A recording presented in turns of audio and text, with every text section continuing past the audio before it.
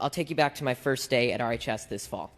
The principal came out and gave us a heartfelt speech about equality and standing together.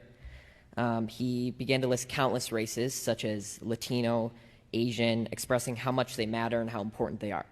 But never once did he mention a race or identity that reflects me, or half the kids that were in the class. Now, members of the board, I know you haven't been to school in a while, and I know none of you, or most of you, don't have any kids left in the school district. But you must admit how uncomfortable it will be to be characterized just by your skin color on the first day of school and be thought that you were wrong just because of your skin color. So I will never forget the look one of my friends gave me from across the room as we were sitting there listening to this blatant bias being expressed in the so-called equity statement by the leader of our school. To be clear, I don't need you to tell me that I matter, but hearing the condolences given to other races and leaving just one race out, inevitably you'll start to feel like you've done something wrong. And in our principal's attempt to unify us, he instead created unwarranted boundaries and barriers between his students, pitting us against each other based on characteristics that we can't control.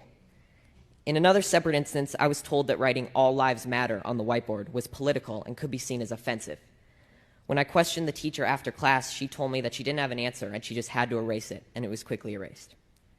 There are political signs all over RHS about specific races that matter, specific sexual orientations that matter, and specific perspectives that matter. But when I questioned the RHS administration about how these signs were political, they told me that they were supporting human rights. So when I questioned why the equity statement couldn't represent all students, they told me that to even ask that question was outlandish and offensive. And when I asked why that was, they told me, quote, "Whites have a pretty good situation right now," unquote. So is that not racism? Disregarding my question merely because of the color of my skin? To be honest, after enduring a year of the people in charge telling me that I'm a racist and I'm privileged and pointing out our irreversible differences, I've never noticed race more. And it's becoming the first thing I notice when I meet someone, which has never before been the case. RHS administration confidently told me that RHS students and staff are happy with their equity statement. But from my experience in talking with other students, this is not the case. I know many kids who disagree with their teachers, but they're too scared to stand up because they're worried that their grades will be docked and their learning experience will be affected. My honors government teacher, I'm not going to say his name, but he's mentioned that Democrats care more about all people while Republicans only care about themselves. And he's also inferred to us that socialism is better than democracy. He even had a statue. He had a statue of a socialist leader in his classroom. I've been told by a lot of kids that they just stay silent and adjust their schoolwork to reflect an acceptable opinion to secure a good grade.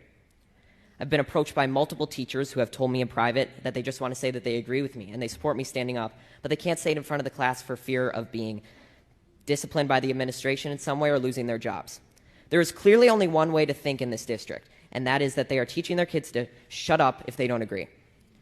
Now, members of the board, I want you to take a good look at yourselves in the mirror tonight and ask, are you really standing up for the equality of all people, or are you just pushing a damaging political ideology on our students? A fellow coworker at my job, who, by the way, is of color, discreetly told me that the schools seem to be pushing a very leftist agenda in class. This proved that not everyone is happy with your school, and not everyone who isn't happy is white. Now, due to all these instances I've mentioned and many more that I can't fit in this 5-minute speech, I've decided to leave this district and continue school on a private Christian school online.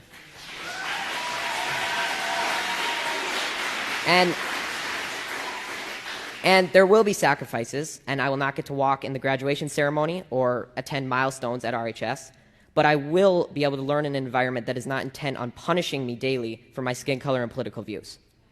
Now, regardless of how you take my speech, whether you just shrug it off as malarkey or Fox News talking points, I encourage you to think about it, because someday I'm going to be a leader. I may be the president, a governor, or just a professional golfer, but I will never stop believing that everybody has value, no matter their skin color or personal beliefs.